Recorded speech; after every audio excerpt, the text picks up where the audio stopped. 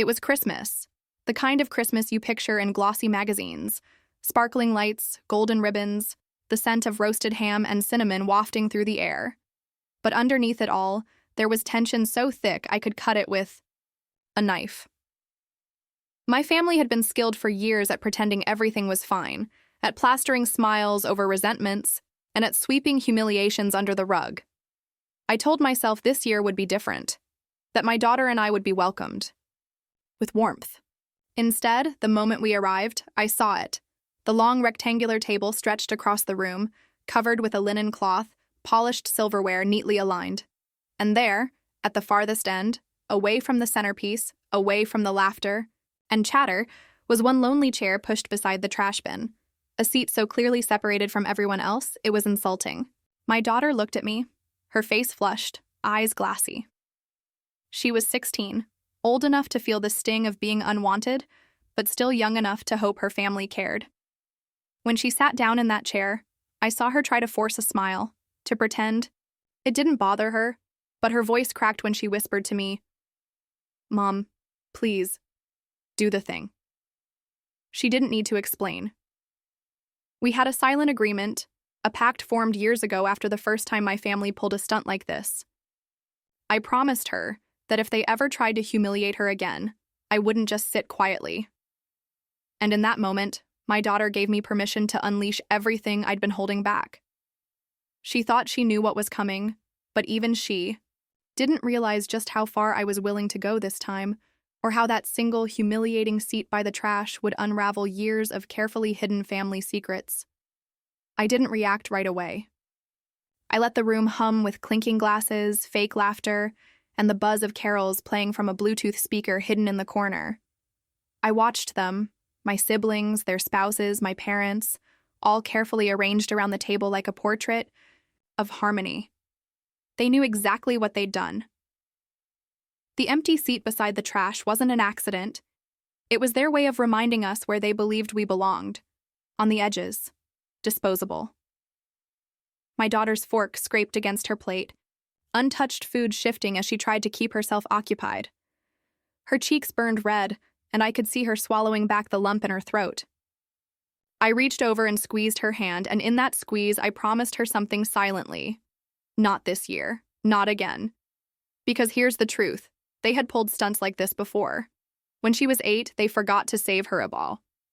Chair at Thanksgiving, and she ended up sitting on the staircase with her plate balanced on her knees. At Easter, they handed her the cracked plastic cup while everyone else sipped from crystal. At birthdays, they found subtle ways to remind us that we were second class, the ones who never quite fit.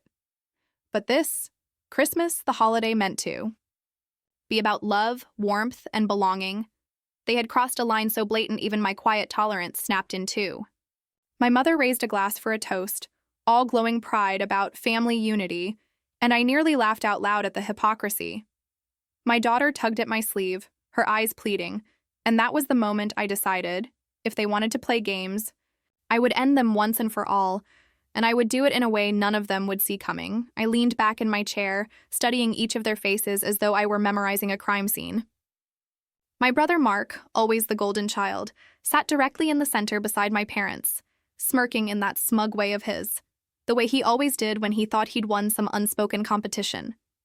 His wife Carla kept adjusting her diamond bracelet, a little too eager to show off, her eyes darting to me now and then to measure my reaction. My sister June chattered loudly about her new promotion, her voice pitched high with artificial sweetness, but her glances toward my daughter were sharp as knives. And my parents, my mother in particular, beamed at all of them with a pride she never once reserved for me. The deeper I looked, the clearer it became. This wasn't about seating arrangements, it was about power.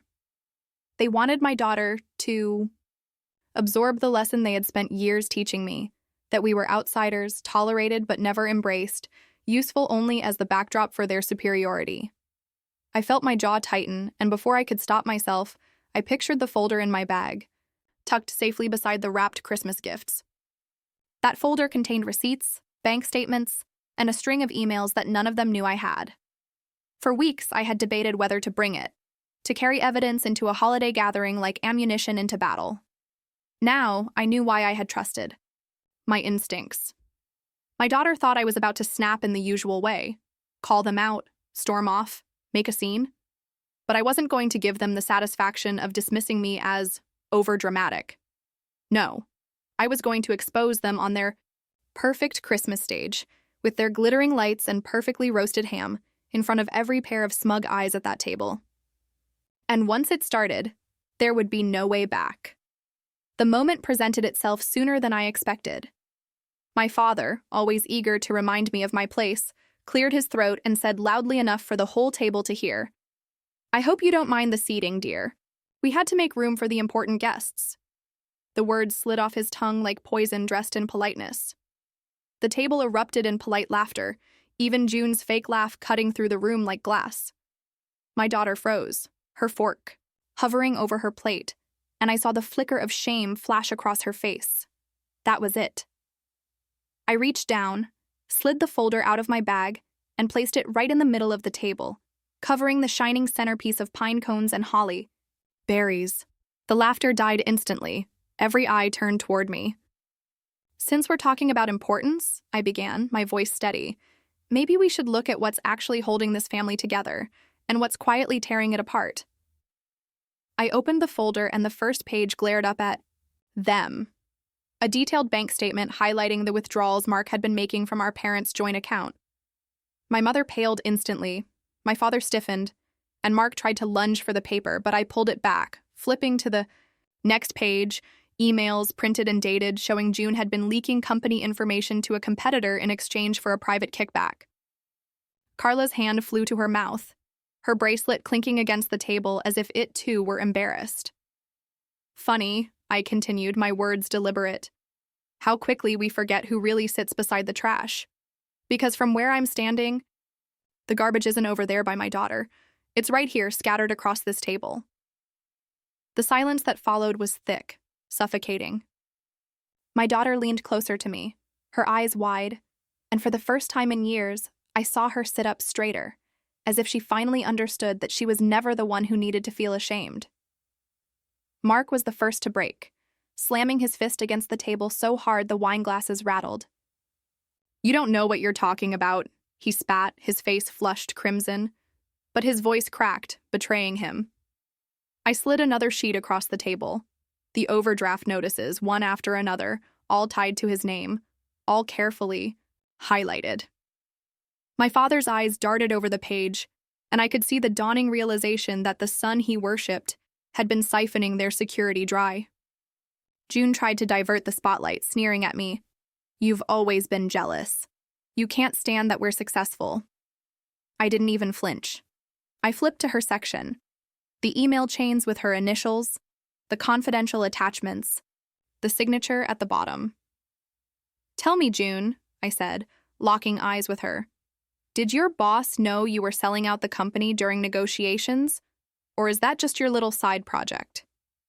The color drained from her face, her mouth opening and closing like a fish gasping for air. The room was so quiet I could hear the hum of the refrigerator in the kitchen. My mother's hand shook as she set down her glass, the liquid inside trembling. My father's jaw tightened until I thought it might snap. Carla, who had been adjusting her bracelet all evening, muttered something about needing air and stood so quickly her chair screeched against the floor. My daughter's hand gripped mine under the table, her nails pressing crescents into my palm, and I realized she wasn't scared. She was proud. For once, she wasn't the one being laughed at. I looked around that table, at all the carefully curated images of success and superiority crumbling under a stack of plain white paper, and I almost pitied them. Almost. But then I remembered every holiday my daughter had been sidelined, every petty humiliation I'd swallowed to keep the peace, and the pity evaporated. I leaned back, letting the silence stretch, letting them sit in the filth they had created, because for the first time the trash wasn't at my daughter's side. It was theirs to face. The calls began that same night. My phone buzzed with messages from June, long paragraphs swinging between anger and desperation. She begged me not to ruin her career, promised it was a one-time mistake, then accused me of being vindictive. Mark tried too, his tone dripping with false bravado, threatening to fix things his way if I didn't hand back the papers. I didn't reply to either. Instead, I forwarded every single message to a secure folder I'd already set up, a quiet insurance policy. By morning, my parents had left 2 voicemails each, my father insisting we discuss things privately, my mother pleading that I not destroy the family name. But when I looked at my daughter, sleeping soundly for the first time in weeks, no furrow in her brow, no heaviness in her chest, I knew there was no going back. The folder wasn't just about leverage anymore. It was about closure. For years, they had shoved us aside, laughed at our expense, acted like our existence was an inconvenience. That seat beside the trash had been their last attempt to break us down. Instead, it had become the match that lit everything they'd tried to hide. I didn't rush to drop the bomb publicly. No, I let them stew in uncertainty. Let them wonder how much I'd already told. Let the silence gnaw at them. And while they unraveled, my daughter and I carved out something new. Our own Christmas, just the 2 of us, filled with laughter that was real, warmth that didn't need to be staged, love that didn't come with conditions. For the first time, the holiday wasn't about surviving their cruelty. It was about us. And I swore then, as I watched her open her small gift with a smile that reached her eyes, that I would never again allow anyone to make her feel disposable. They thought they'd buried us by the trash. Instead, they handed me every tool I needed to take their perfect facade apart piece by piece. And trust me, I wasn't finished yet. Over the next week, the cracks spread faster than even I anticipated. Word slipped through the extended family, cousins whispering, an uncle calling to check in, but really fishing for details. June's company must have gotten wind, because by New Year's she was mysteriously on leave, and her perfect facade on social media, designer handbags, rooftop cocktails, power suits, suddenly stopped. Mark's smirk disappeared too. I knew because he tried to transfer the last of his hidden funds, only to find the accounts frozen. My father had been forced to step in, and the shame of it rippled through their small-town reputation. Carla, meanwhile, couldn't bear the humiliation. She posted a cryptic status about betrayal from within, and though she deleted it hours later, screenshots spread like wildfire. They all tried, in different ways, to shift the blame onto me, the ungrateful daughter, the troublemaker, the outsider. But for once, their words had no weight, because the receipts spoke louder. And here's what they didn't expect. I wasn't racing to expose them in public. I didn't need to. Their own fear of exposure was doing the job for me. Every time their phone buzzed, every time an envelope arrived in the mail, they wondered if it was me pulling the trigger. That uncertainty was my quiet revenge, sharper and cleaner than any public scandal. Meanwhile, my daughter walked taller at school. Her friends came over without hesitation, no longer hearing whispers from their parents about that side of the family. She looked at me differently too. Not just as her mom, but as someone who had chosen her above all else, who had refused to let the cruelty continue unchecked. And maybe that was the real victory. Not the papers, not the silence that now haunted my family, but the fact that my daughter knew, without question, that when they shoved her beside the trash, I chose to turn the whole table upside down rather than let her sit there alone. By February, the silence between us and the rest of the family had calcified into something permanent. There were no more invitations, no more half-hearted texts, no more fake "we should talk" calls. They had retreated into themselves, licking their wounds and trying to rebuild the image I had cracked open. I knew they would spin stories about me to anyone who would listen, but it didn't matter anymore because I had stopped caring about being seen as part of their perfect picture. My daughter thrived in that quiet distance. She joined a school club she'd been too shy to try before. She smiled more, and she no longer flinched at the mention of holidays. When Valentine's Day rolled around, instead of sitting through another staged dinner at their table, she and I baked heart-shaped cookies in our kitchen, dancing to music that made us laugh until our stomachs hurt. For the first time, the absence of family didn't feel like a punishment. It felt like freedom. And though I never pressed send on the package of documents I had tucked away, I also never destroyed them. They remained sealed, labeled, and ready. Not because I wanted to hurt them further, but because I wanted the reminder, for myself, and for my daughter, that I had stood up when it mattered most. They had placed her beside the trash, and in doing so, they revealed who the real garbage was. My revenge wasn't just in the exposure. It was in walking away, in proving that our worth was never theirs to define. And as the months passed, I realized something powerful. Revenge doesn't always roar. Sometimes it's quiet, steady, the kind of revenge that lives in peace, while your enemies drown in the noise of their own downfall. Spring arrived, and with it came the final unraveling of the image my family had fought so hard to maintain. Word had spread beyond whispers. Neighbors, colleagues, even members of the church began to notice the absence of June's flashy updates, the tension in Mark's finances, the sudden quiet around my parents' once boastful voices. They stopped hosting big dinners. They stopped sending out family newsletters. The invitations they once flaunted to galas and fundraisers dried up. The mighty image of our perfect family had collapsed under the weight of their own secrets, and I didn't have to lift another finger. My daughter and I built new traditions in the vacuum they left behind. On Easter, instead of sitting at their long, suffocating table, we painted eggs on the porch, the sun warming our shoulders, laughter spilling out into the quiet street. On her birthday, she invited friends over without fear of being compared or ignored, and I watched her glow in the center of attention she had always deserved. Sometimes, late at night, I'd catch her studying me with a kind of reverence that made my chest ache. She saw me not as someone who tolerated cruelty for the sake of appearances, but as the mother who stood when it mattered, who tore down a wall others were too afraid to touch. And that, more than any document or threat, was the true victory. The revenge wasn't about watching them fall, it was about giving my daughter wings to rise.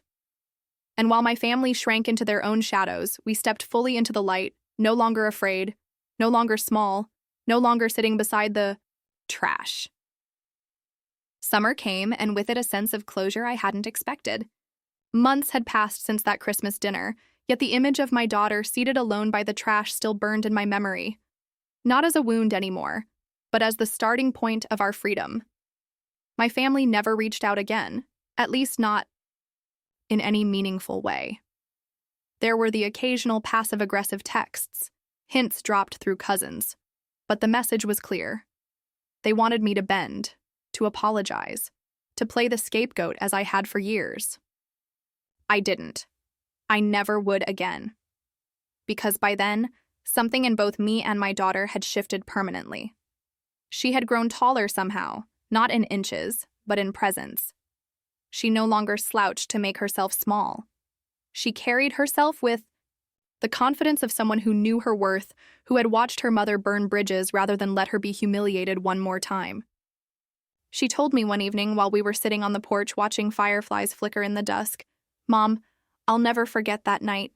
You didn't just stand up for me. You showed me what love really is." I held her hand and realized she was right. That was the essence of it all. Not the papers, not the silence I left my family to stew in, not even the fallout that cracked their perfect image. The real revenge was showing my daughter that no one, not even blood relatives, had the right to decide her value. In the months that followed, I watched my family continue to unravel in small, bitter ways. June never regained her position. Whispers followed her wherever she went, and her once unshakable confidence dimmed. Mark scraped by, his debts dragging him down, the arrogance that once fueled him reduced to quiet desperation. My parents shrank into the background, their voices no longer dominating the community, their pride silenced by the truth they could no longer control. But I didn't celebrate their downfall anymore. It simply existed, like a storm that had passed, leaving debris behind. My celebration was in the life I built with my daughter. We took small road trips, stopped at diners we'd never noticed before, laughed until our sides hurt over inside jokes no one else would understand. We made our own holidays, ones not tied to tradition or forced smiles, but to genuine joy. That Christmas, 1 year later, I decorated our tiny house with string lights that twinkled unevenly, baked cookies that came out slightly burnt at the edges, and placed 2 chairs side by side at the table. No one sat by the trash, because there was no trash in our home, only love, laughter, and belonging. As midnight struck, my daughter handed me a small envelope, her handwriting shaky on the front. Inside was a card she had made herself, with a simple line written across it. "Thank you for choosing me." I pressed it to my chest and tears slipped down my cheeks, not of sadness, but of gratitude, because she was right. I had chosen her every single time, and in doing so, I had chosen myself too. My family thought they could teach me a lesson by seating her beside the garbage, but all they did was reveal their own rot. In the end, it wasn't just about revenge. It was about liberation. I finally understood that family isn't about blood, or duty, or sitting at a table where you're never truly wanted. Family is about who you choose, and who chooses you back.